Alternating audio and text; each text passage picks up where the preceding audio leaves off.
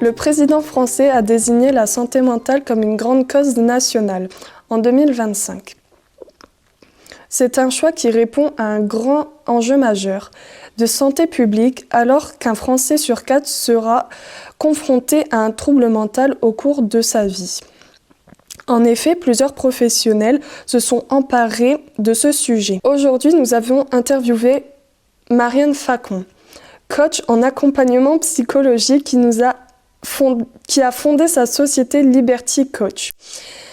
Elle a accepté de répondre à nos questions sur la dépression.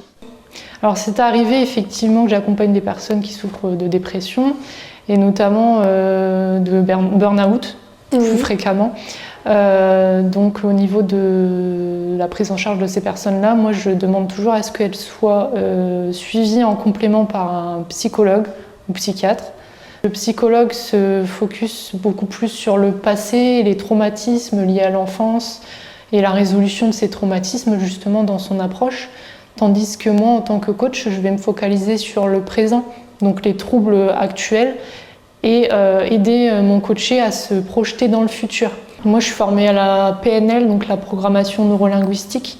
Donc ça va être essentiellement au travers d'un échange où je vais utiliser l'écoute active et la reformulation des propos du coaché pour lui permettre en fait par effet miroir, de comprendre son état interne et son fonctionnement. En début d'accompagnement, les personnes elles vont beaucoup pleurer, elles vont être dans un état de fatigue psychologique et physique assez intense. Tout être humain a une tendance à rester dans ce qu'on appelle une zone de confort et une zone de connu.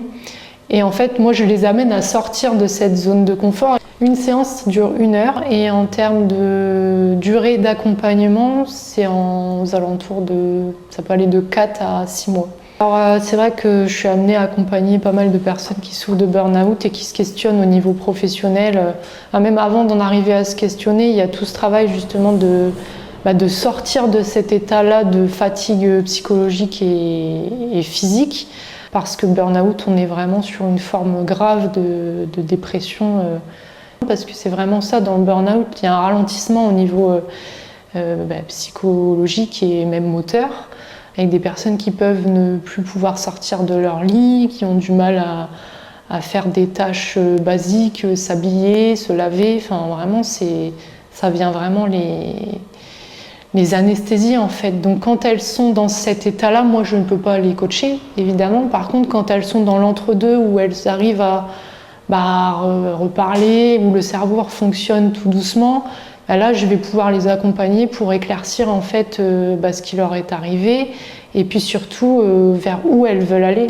Et ça, moi je le travaille vraiment en profondeur, en développant l'amour de soi, l'auto-bienveillance, la compassion, la connaissance de soi.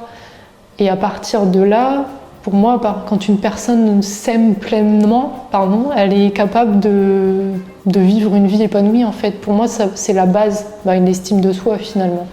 Principalement, je fais de l'accompagnement à distance, donc en visioconférence, mais je me déplace également en lieu neutre, donc ça peut être bar.